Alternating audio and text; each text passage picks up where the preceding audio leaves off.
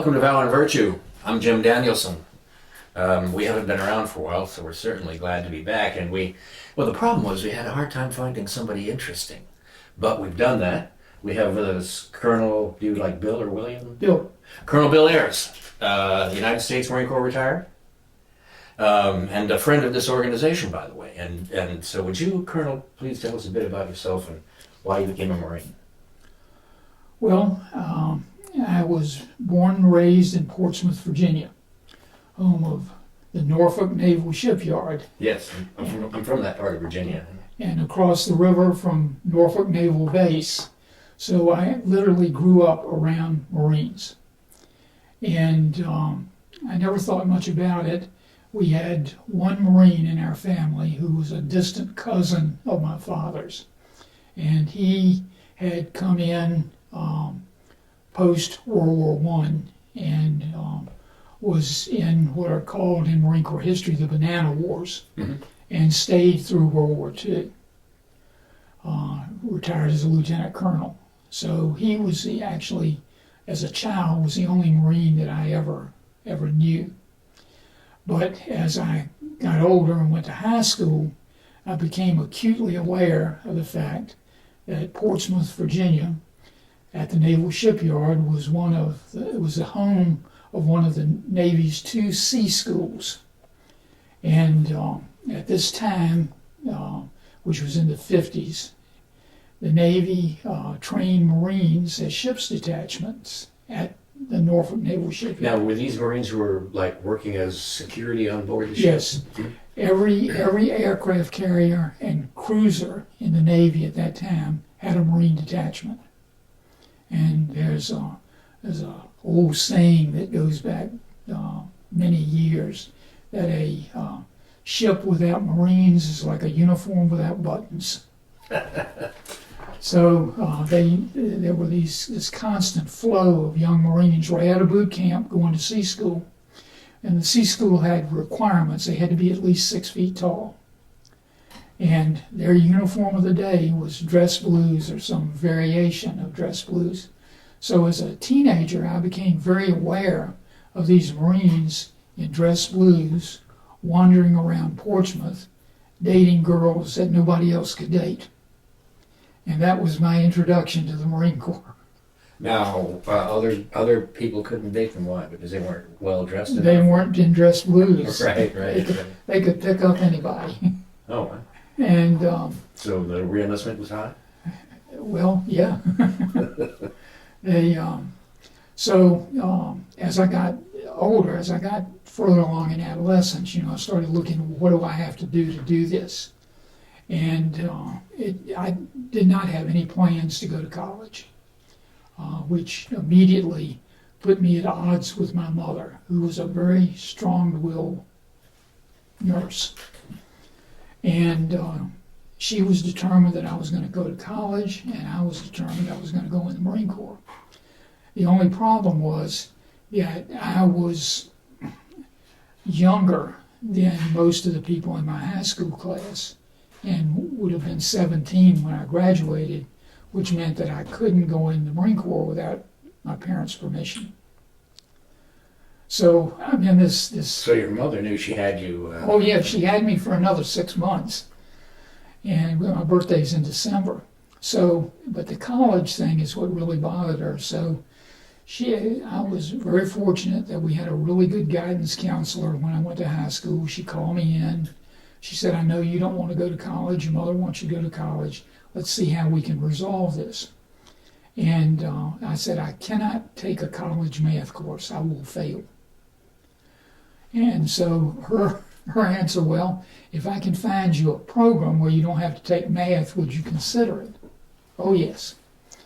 So lo and behold, she found a college that did not require me to take math. And the college was in Richmond, Virginia. It was the Richmond Professional Institute. It's now VCU. Yeah, it's exactly That's my right. undergraduate institution. Oh, okay. I did not know that. Well, at the time that I went to RPI, it was part of the College of William and Mary. Really? Yes, and was so up until 1962 or 63, when it separated and became a separately funded entity of the Virginia college system as RPI. I knew about that from the time I was an undergraduate, but when that change came about, I never knew. Well, it was after I graduated. So I graduated in 61, so it was 63 or 64, somewhere along in there. And because it didn't become VCU until 68. Okay. It was a separate college first, and then it merged with the Medical College of Virginia. Right, and now the Medical College of Virginia is part of VCU. That's exactly right. But once it became VCU, it was no longer attached to William and Mary. Is No, that right? it had its own budget. Okay. That was a big deal. It had its own budget.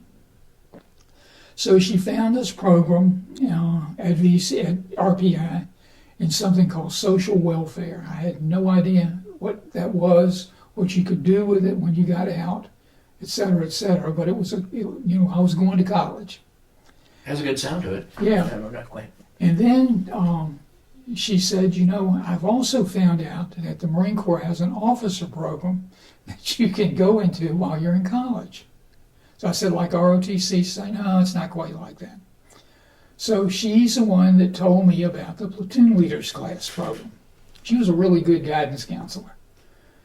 And so I started researching the platoon leaders class program on my own and found out that at that time you could enroll as soon as you started college. And once you enrolled, you went to Quantico for 6 weeks of training, the first summer after you enrolled, and the summer before you graduated. And that was all you had to do, nothing else. And when you graduated, you go to basic school? No, when you graduated, you go to basic school. Right. Simple as that. Wow. And now, I'm not going to go into a lot of detail about the summers, but it really isn't quite that simple. Was it had more of a basic training feel to it? People always ask, which is best, going to boot camp or going to officer candidate school? Right, right. The answer is there is no answer because they're totally different. And as near as I can tell, the difference is this. When you go to boot camp, you're there to learn to be a basic Marine. That's right. Yeah. They train you to be a basic Marine so that you can go on to whatever is going to happen after that.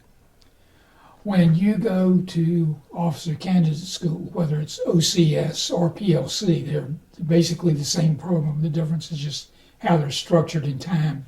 One's 12 weeks, the other's 6 weeks. And so when you go to officer candidate school, they don't teach you anything. You learn some things, but that isn't the goal. The goal is to get you out. They want you to quit. Oh, that's what. Okay, I was going to say. Yeah, the goal is to make you quit.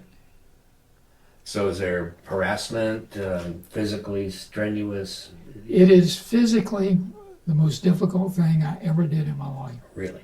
Yes, it is. It is. In my case, 2 6-week courses in physical torture and sleep deprivation. Wow. Now, what kind of an attrition rate did you have? When we started out, when I went my first summer, I was in a platoon with 48. We graduated 24. When I went back the second time, we started with 48 and graduated 24. Interesting. Both times. Now, if a guy gets washed out, does he get a chance, a second try at it? No. Unless it's a medical condition that can be remediated. Got it. But if you just simply are told to go home, you can't come back. So in your case, now how much time was there between the first 6 weeks and the second? 2 years. No kidding. Yeah, I had 2 years to think about it. Well, they say they let me stew in that for a while. 2 years. Oh, my. 2 years. I went the summer after my freshman year and the summer before my senior year. So now, then you graduated from college. Graduated from college, got my commission at graduation, and went to the basic school 2 weeks later. Okay, so you went to the basic school as a second lieutenant? Yes. Okay. Oh, basic school is all second lieutenants. We It was had never clear in my mind whether you get your commission after or before basic school. before basic school. You are a card-carrying officer and a gentleman when you go to the basic school. And when I went, it was a little bit different. The people who were going to flight school didn't go to the basic school. They went directly to flight school, commissioned directly to flight school. If they flunked out of flight school, then they had to go back and go to the basic school. So at some point in the after the Vietnam War, the Marine Corps started making everybody go to basic school first. I mean, they had already been picked for flight school, but they couldn't go to flight school until they went to the basic school. What do you think about that? I mean, that sounds about right. What do you think? I mean, let's say you're an officer, but you just go to flight school. Do you have sort of in your experience coming up as a young officer, some kind of a distance there with the officers who went to the basic school since you didn't go? I don't mean you, I'm somebody going. I never experienced that because usually when those guys would come, they had flunked out of flight school. Usually they'd been there a year. And so they already had a year of their contract done by the time they got to the basic school. So they were down to, just 2 years at that point. Basic school is 6 months long. So when they got out of the basic school, they had 18 months left to do. So I never experienced that. I knew a lot of pilots that never went to the basic school, but because of the time frame and the way the programs are structured when I came in, but it never seemed to make that much difference. And do you know that as between officer and enlisted, are the proportions comparable of Marines who come in as either a junior officer or a junior enlisted who make a career of it?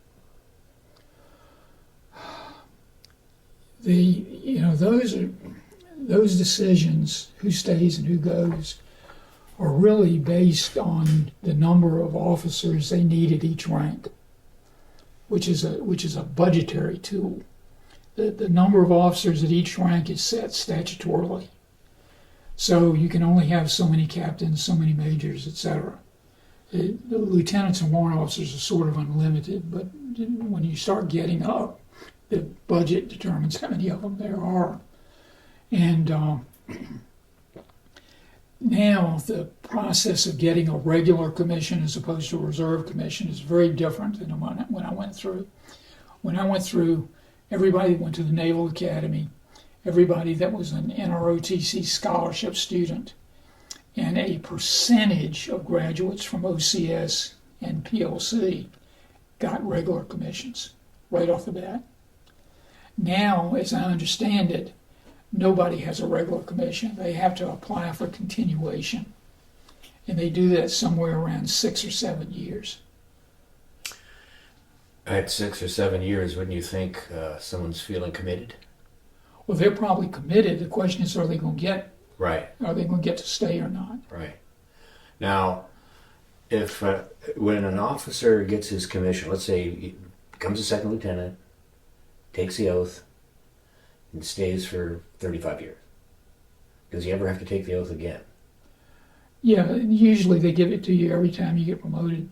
Oh, okay, I didn't know that. Yeah, usually it's more of a ceremonial thing, but they usually repeat it every time you get promoted. So when you become commandant? Well, it's not quite that simple. There's tenure marks, and As in university faculty? Similar. Okay, if you are a major and you don't get promoted again, you fail promotion for lieutenant colonel, you have to get out. Lieutenant colonels can stay 28 years. Colonels can stay 30 plus years. So nobody ever retires a major? Yeah, they do. They're any number of people retire as major. They just don't get promoted to lieutenant colonel. Yeah. And they have to get out at the 20-year mark. Okay, that makes sense. Somebody came to visit us one time in our offices. He was a retired Marine, but people were calling him Major. Mm-hmm. Yeah, he didn't get promoted. Or he chose to get out at 20 years while he was a major.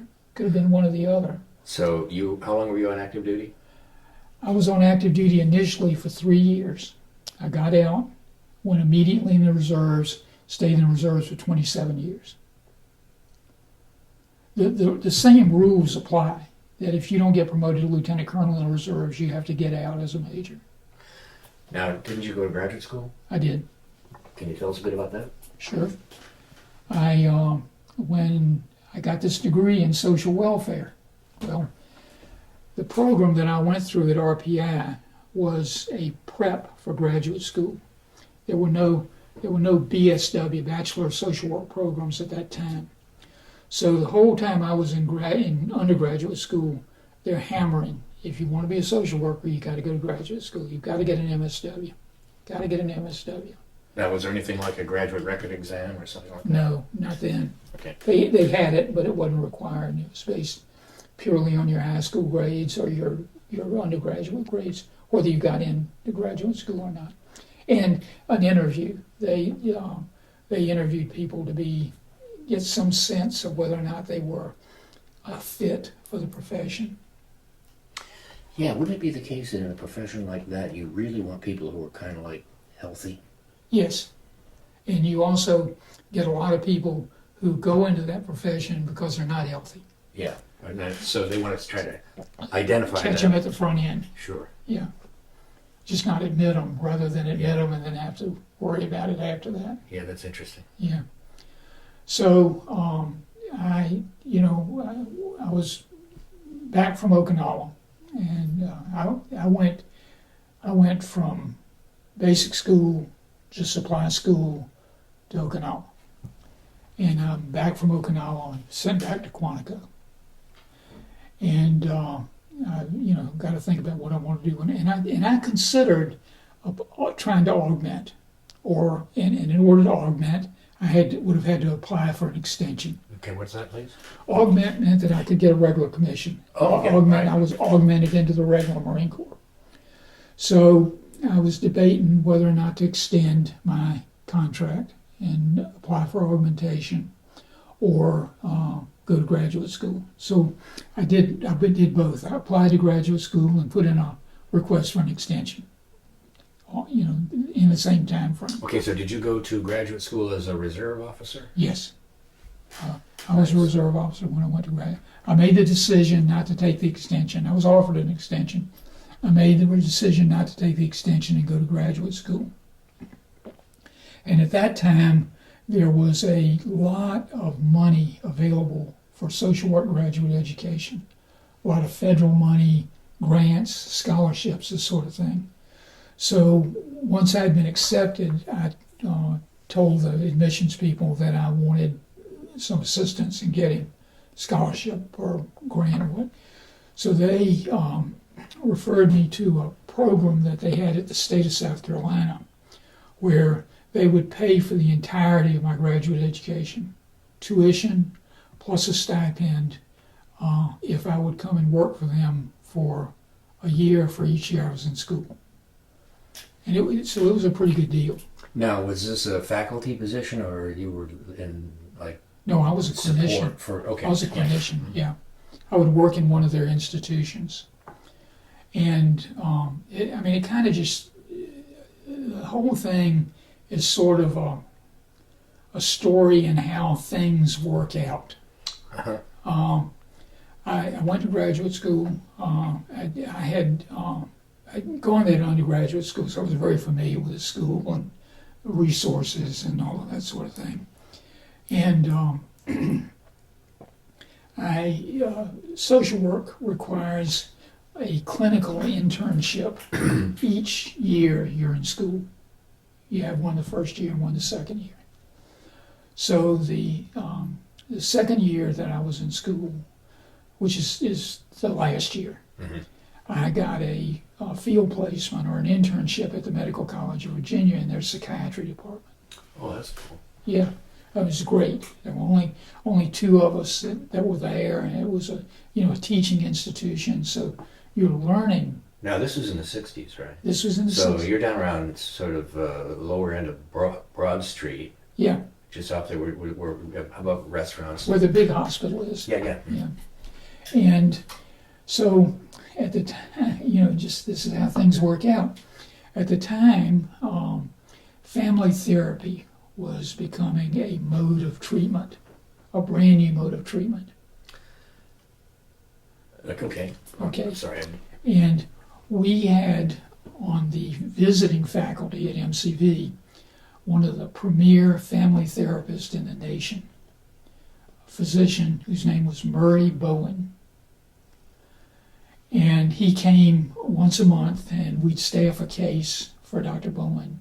And then he taught. He taught about the case. It's absolutely fascinating. Guy was unbelievable. So when I finished that internship, I was extremely well versed in family therapy, and it was a new mode of treatment. Now, when you're doing family therapy, you still see people one at a time? There are a variety of ways to do it, depending on the philosophy.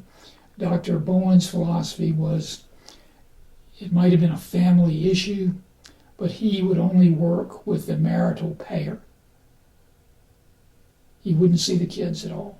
He might see them initially for an assessment, but they were not included in the treatment process. Now, did his experience suggest to him that if there are these kinds of problems going on, it's usually in the marriage? His belief was that the child was reflecting pathology of the parents. Did any of your experience bear that out? Yes. I followed his model religiously until I stopped practicing. I never saw any reason to change it. I mean, I wrote about it, and I developed my own nuances to the model. Sure. But I followed his model religiously. And Dr. Bowen, the guy was an absolute genius. He really was. It was just amazing to watch him work. All of the early family therapists were analysts. As opposed to? As opposed to the Jungian. Oh, gotcha. They were Freudian analysts. Sure. So a lot of the theory is based on Freudian theory, which is fine in an academic setting. It doesn't have a lot of value once you start doing stuff. Yeah, I've always wondered, like, it's really elegant. How does it map over onto life? Yeah, but you gotta tweak it. Yeah, okay, all right. You gotta tweak it. So, unless you're a pure analyst, of course, which my program was analytically based. My social work program was analytically based, so it wasn't anything strange to go to MCV and be taught by an analyst. So, I finished. I took the money, and once I finished graduate school, I went to South Carolina. Now, let me bring back the reserves into this, okay? I'm going to graduate school, but I wanted to stay in the reserves. So as soon as I got to Richmond, I joined the reserve unit, which was a 105 howitzer battery. And I had been in that unit as an enlisted Marine. Do you qualify as a Mustang? Technically, Okay. I qualify as a Mustang, but I was certainly not a Mustang in the sense that most people think of it. Okay, all right. Yeah. So I joined that unit, and it was a good deal. It was extra money while I was going to school and this sort of thing, and which is why I joined it when I got back from my senior course, my senior OCS course. I joined that unit as an enlisted Marine, and you get they pay you at a rank when you go through OCS. The first summer you're in E3, the second summer you're in E4.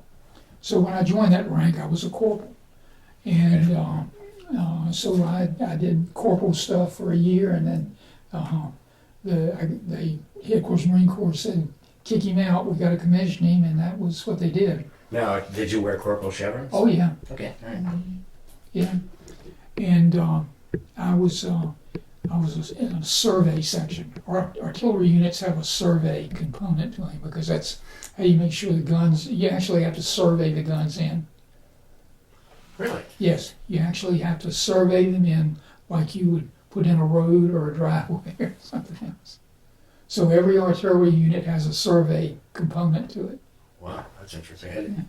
Yeah. Now, does it take, I guess it takes time to do a proper survey. Well, you normally, training things, you usually always do it on a base, and you usually have a firing point where there's a benchmark, a surveyed benchmark. Okay. So the benchmark is on the map, so you know exactly where you are to begin with. So the survey process at that point is make sure the guns are all shooting parallel to each other. Is there any danger of like sort of mid-air collisions of projectiles? That's what you don't want to happen. That's why they have to shoot parallel to each Right. other. Okay. And you have to survey them in based on the benchmark in order to do that. So, and then when I went to graduate school, I came back to that same unit, and I started out as a platoon commander, and then became the XO of the unit. There, we had a baby right at the end of when I was finishing graduate school. I got married before I got in the Marine Corps, and we had a baby. And the reserve units have a staff of regular Marines that are assigned to them. And in the ground side, they're called the inspector-instructor staff. And the inspector-instructor, this was 1966, and the war in Vietnam was just starting to crank up. First Marines, except for the unit I was attached to, went in '65. So he knew I was graduating school, was going to have to move, and he asked me if I could stay for 3 months to work for him as the assistant I&I, assistant inspector instructor. Okay. And I did, and of course after I took the job, I found out what he wanted was somebody to make casualty calls. Oh. So he didn't have to do it. Well, that's kind of like punching below the belt, don't you think? Well, I needed the job, and he needed a body, so it worked out. And I did that for 90 days before I went to South Carolina and started paying back my grant. It was an interesting, that process was, I wouldn't wish that on my worst enemy. Really? Yeah, it's horrible. Just horrible. Now, at some point, do you become a social worker, a therapist, or something like on active duty? The Marine Corps has no clinicians. The clinicians are all in the Navy. You know, I was at an Ayers show with a friend of ours, a Sergeant Major, and we were talking to the base commander, and he didn't have a cover on. And I said, why isn't he wearing a cover? And he said, you don't wear a cover on the flight line. I do that. I work on the flight line. Yeah. Another one of those moments. Yeah, I knew there were no clinicians. You don't want it sucked into the intake. That's right. That's right. Yeah. But Okay. the Marine Corps has no clinicians. They all come from the Navy. There are Navy social workers, uniformed social workers. Sure. But so I did that. It was certainly an interesting job. I graduated from. I got my master's on a Saturday. Went and checked into the reserve unit Saturday afternoon. The unit left for 2 weeks active duty on Sunday. So there's nobody there but me and the first sergeant and the admin chief. The Sunday afternoon, I get a phone call with a casualty call. Nobody but me and the first sergeant. And I had to go make that casualty. It's one of the most difficult things I ever had to do in my life. Now, you were a first lieutenant? Yes, A first lieutenant. first lieutenant. Yeah, I guess getting into the details of that would be a bad idea. Yeah, it would serve no purpose. Right. It's just extremely difficult. You become the families become very emotionally attached to you Oh, really? because you are there linked to the Marine Corps. And the first sergeant had done casualty calls. He was familiar with the process, and he had developed his own system for doing it. So I made the call on Sunday, and it was a young woman and a small child. And we went back, we started making arrangements for the funeral because that's a big thing the casualty assistance officer has to do. Fortunately, because we didn't have any Marines there for 2 weeks, they were all gone. So fortunately, she wanted the burial to be in Arlington. So at that point, it's just a question of coordinating with the casualty division, the headquarters of the Marine Corps, about how to do that. So most of the effort then would be theirs. Yes. Once the remains got back to the United States, it became a headquarters of the Marine Corps process. They had to furnish the funeral detail and all of that stuff. And they had funeral homes up in the area they worked with that were used to the whole process of burying somebody at Arlington. So that one, other than the initial contact, that one wasn't too bad. And the first sergeant's deal was that we would go back a day after we made the call, or 2 days after we made the call, and take every form that had to be filled out, and there were stacked this thick of them, and we would type the forms right there in the woman's home, or the parent's home, or the wife's home. So she didn't have to do anything That's good. except sign forms. Yeah. How long did that take? Well, it took about half a day. I mean, it's a lot of forms, but you get to know them, and they call if they've got questions, and then if there are decorations involved, and this particular Marine had gotten a Silver Star, the decorations come to the reserve unit, and you've got to go out and present them to the family and this sort of thing. Is there some sort of protocol, some sort of professional distance sort of thing? Like you want to be as kind and careful as you can. That's not hard to do if you got a master's in social work. Yeah, well, imagine. But I mean, but you're not. Are you allowed to see lasting friendships emerge? No. Okay. No, they don't recommend that at all. And the second one I had to do, the second death I had to do, they were back from California, and my boss got very emotionally involved with that family, which was not a good thing. Yeah. He didn't. I figured out then why he didn't want to do it himself. He wanted somebody else to do it. Because he had that kind of Yeah. I mean, it was gut wrenching to him to go to the funeral and all this. Yeah. Now, just to show you how things follow you, when I went to South Carolina, I joined the reserve unit immediately there. It's a rifle company. And the INI looked at my record and talked to me about what I had done. He said, well, you've been an assistant INI, you know how to do that stuff. I said, yes, sir. He said, you're now the assistant casualty officer for this unit. How long did you have that job? 3 years. No kidding. Yeah. Yeah, I was there probably 12, 13 years. Really? Yeah. I was there from 2004 until 2015. 11 years. Here? Yeah. I was on the board. I didn't know that. Yeah. Well, did you want to talk at all about the military, what you call it, memorabilia that you had, and with it you made it? Well, I don't know if you want to talk about that. Let me tell you first about my active duty experience, okay? So I go to Okinawa, and I had orders for the 1st Marine Air Wing, which was in Japan. Iwakuni? Okinawa. It was in Iwakuni. The wing headquarters was in Iwakuni, and my orders said 1st Marine Air Wing. So I landed in Atsugi, which is outside of Tokyo, and checked in with a Marine liaison. And I will never forget it. It was a major, a captain, and me, and a bunch of staff NCOs. Because all the troops went over by ship then. So only officers and staff NCOs flew. So I'm in line, and the major goes and they stamp his orders. You're going to Iwakuni. The captain goes, you're going to stay here in Atsugi. I get up there and says, Lieutenant Ayers, step aside. So they took the staff NCOs. I'm standing there.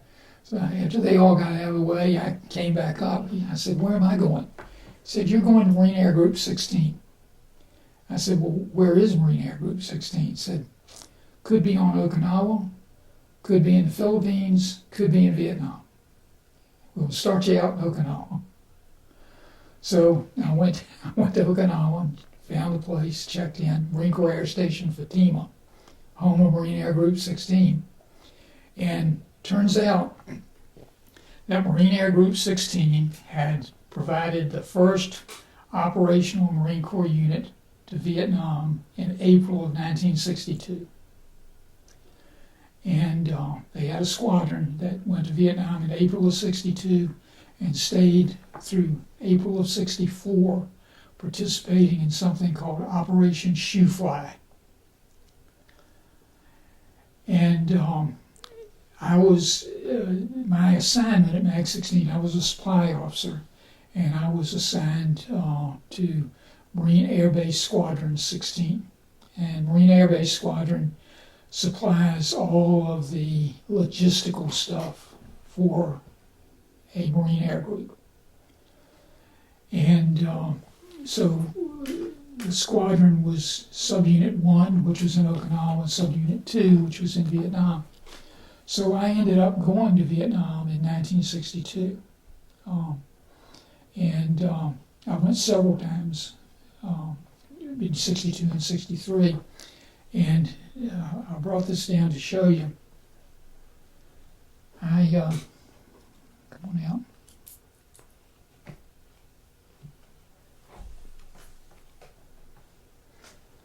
I had to have a passport to go to war. Interesting. Well, that's a high and tight. Yeah. Excellent. This is really interesting. And there's my visa.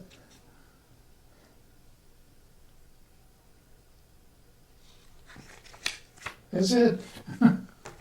Thanks for showing me. That's really interesting. And when I went to Desert Storm, I had to have a passport to go to war. Now, is this a passport to enter the country? Yes. Why? It's a long story. The entire military operates on something called the Joint Operational Planning System, JOPS. And part of JOPS is something called the TIP-FID process. And TIP-FID, the first two letters mean time phased, but every unit that deploys has a TIP-FID number. I went without a TIP-FID number. I went on individual orders, so I had to have a passport. I'm perplexed. I mean, you're going into this country for military operations, but we want to respect the immigration laws? It's more so that they can keep track of how many people that are there that are not tip-fitted. Oh, okay. And that is that Yeah. presents Well, getting in is not a problem because I started in the States. Getting out's a problem. You gotta have this to get out if you're not tip-fitted. Now, surely they aren't going to say, well, Lieutenant, or were you a captain then?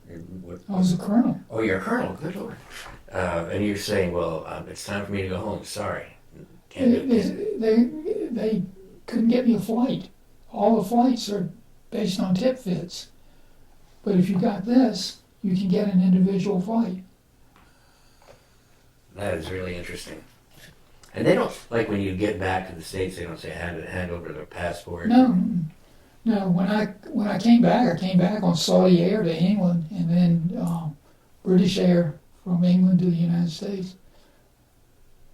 But in order to get the ticket, I had to have a passport. Wow. That's interesting. You think, okay, But this is largely like an administrative issue. Yeah. Mhm. Yeah. So when did you retire from the Marine Corps? I retired in June of 1991, right at the end of Desert Storm. I was on active duty the last 6 months of my career.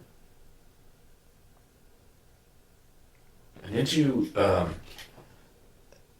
sort of a broad way to ask the question is, and what did you do after that? But what I'm kind of interested in is, didn't you teach at UNC Wilmington for a while? I did. I taught at UNC Wilmington for about 3 years. But before that, I left clinical social work in 1976 and went into full-time university teaching. And I taught at the University of Texas at Arlington, the University of Tennessee at Knoxville, and the University of South Carolina. In Columbus. In Columbia. Columbia. Yeah. Mhm. Yeah. So, and I taught, well, at South Carolina, I was in the psychiatry department at the medical school, but the other two, I was in a graduate school of social work. And you retired here? Mm-hmm. Mm-hmm. Why not go back to the Old Dominion? Oh, we were here. I got out of teaching entirely in 1983 and took a position with Bryn Mawr Hospital. So I was an assistant administrator at Bryn Mawr Hospital from 83 until 91. And then I got called up for active duty. And when I came back, they were very reluctant to take me back. I mean, I had veterans' rights and all that sort of thing. But they had, during the Gulf War, before I went, we guessed, and it was a pretty accurate guess, that we lost 40,000 families out of Onslow County. Because there are military families that were transferred out? Military families that left. Husband got deployed. Wife couldn't afford to stay here by herself. Nobody realized it, I think, at the time, but 90% of those enlisted Marines below sergeant all had part-time jobs. Wow. And we guessed we lost about 40,000 families. And, you know, if you've got a hospital whose business model runs on number of patients in the hospital, that doesn't do you a lot of good. Right. Yeah. So anyway, I went ahead and I didn't want to fight with them and took a job in Virginia. Another clinical job, administrative job really. I was the clinical director at Eastern State Hospital, which is the oldest state hospital, oldest public hospital in the United States. Isn't there a medical school there? No, William & Mary's there, but there's no medical Oh, school okay. there. Medical school in Norfolk, medical school in Richmond, but not in Williamsburg. Isn't there a medical college of Eastern Virginia? Yeah, it's in Norfolk. Oh, okay. Yeah, and I was there until I went back to South Carolina with the psychiatry department. So, I mean, it all works out. Yeah. It all works out that. You were on the board? Of the museum, Do you like everybody? on the board. Yeah. Well, the board is, I mean, there are a few people that are still there that were there when I was there. Bruce Gumbar and Yep. Jay Solis and Kim Kimball. Yeah. Yeah, we got along pretty good. Bruce and I used to switch roles every year. I'd be the executive director one year. He'd be the, Would you be the board chair? Huh? Would you be the board chair? He'd be the board chair. I'd be the board chair the next year. He'd be the executive director. We did it like that. Actually, my wife told me a while ago that for a while it was run like that, and she told me that Colonel Gumbar was one of the guys, but she didn't. Yeah. She didn't mention. Yeah. I mean, I'm not questioning. I'm just saying she was kind of rushing Yeah. through it. I thought this is interesting, and you know, you're executive director, then you're board chair, then you're executive director. Well, it was a money thing. We didn't get paid. I get that. All volunteer operation, you know. And then we actually hired an executive director somewhere in, it must have been around 2007, 2008. And then they hired Ashley. Yeah, I remember that. After that. But Dave Brown was a volunteer when he was there. Was he really? Yeah, he was a volunteer. I thought he was a paid. No, he didn't get paid. None of us got paid. Wow. The Well, only person that got paid was Dick and Joe Hool. Dick Kecker, Dick Kecker, the yeah. accounting guy, and Joe Hool. Yeah, they're both gone now. Yeah, yeah. I mean, they're alive, thank God. Oh, yeah. But they're not. Well, that's So, but I was in the reserves that whole 27 years. A lot of different units. I moved around a lot, because of teaching and everything. yeah, yeah. Very fortunate. I was able to get in a unit just about everywhere I went. And I actually held a ground combat MOS in a command billet in all 4 ground combat arms. That's interesting. I want is there a Marine expedition? I'm sorry, a Reserve Expeditionary Force? No, there's a reserve division. Okay. And it consists, it could be a MIF if it needed to be, but there's a director of the reserve who's an active duty officer. And he has the division, the MLG, and the air wing.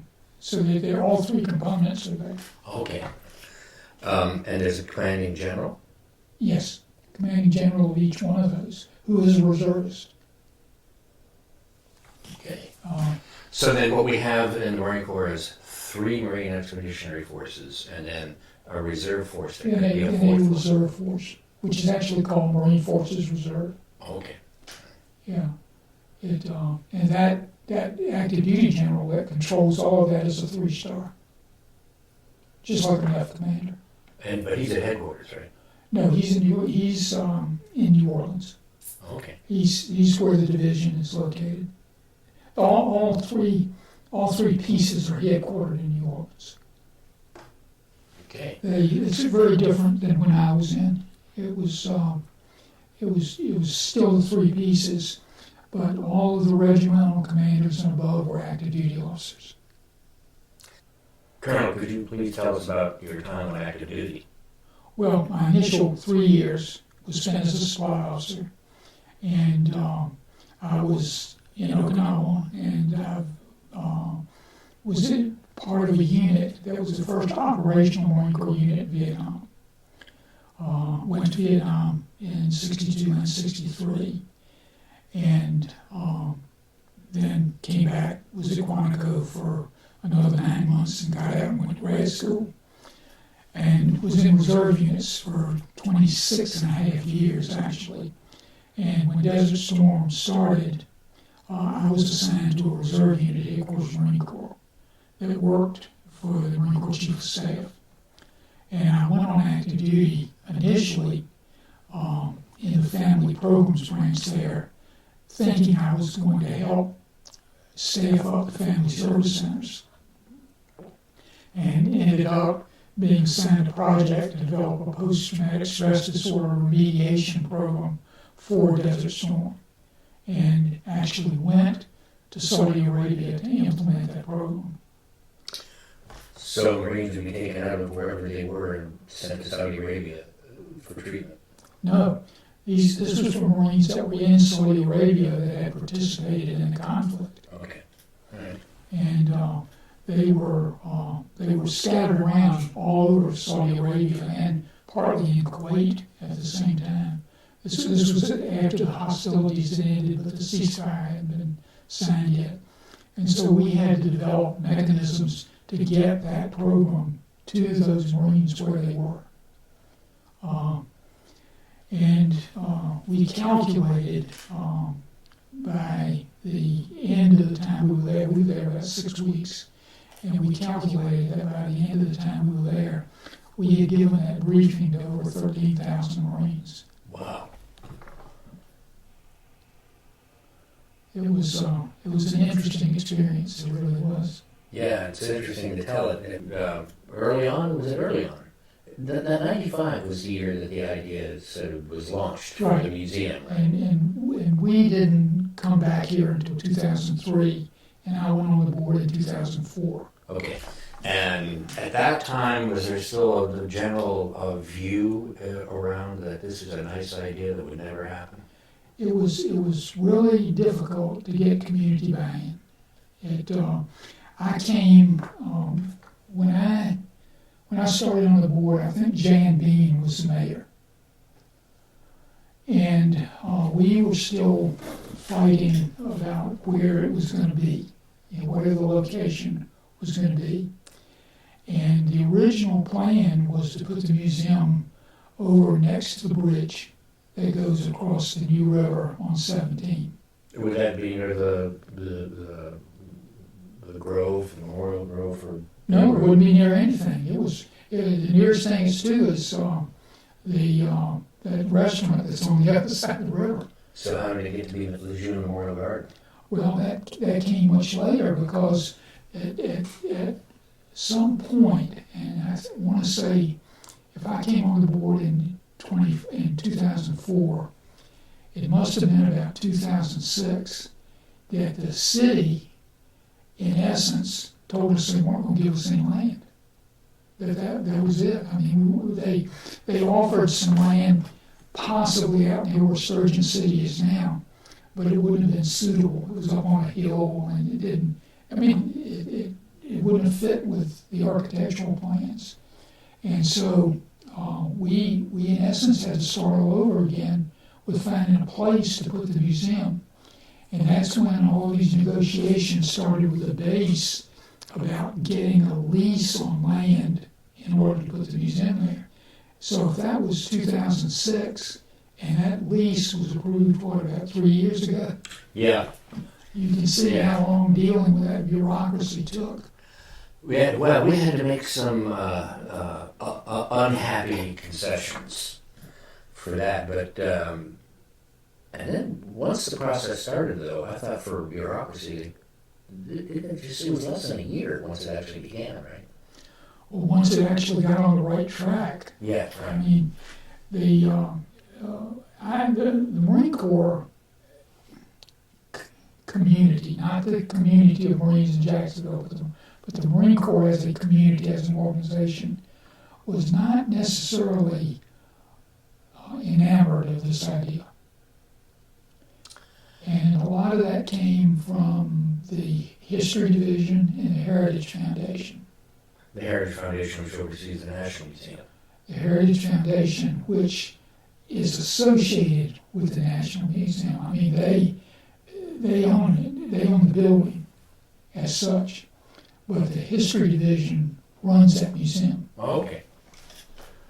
And there was a lot of stuff going on in the Marine Corps itself at the same time, which didn't, just incidental events didn't help us a lot. That was when the Marine Corps University was standing up. And I mean, there were just a lot of moving parts to this thing. And the History Division controls all of that. If we get a chance to meet again, we can spend a lot of time on that. And we thank you. And by the way, we were in the Colonel's house. Thank you for allowing us to come here and talk with you. We appreciate it. My pleasure. Well, Colonel, as we come to a close, is there something we haven't discussed that you'd like to say? No, loved every minute of it. It was interesting. I'm telling you, it was interesting. But we have, it goes on our website, and we'd say, well, let's just take a break, and then we'll come back and do another hour, and that might cause some heartburn. So we'll just say, Colonel Bill Ayers, thank you very much. Sure, my pleasure.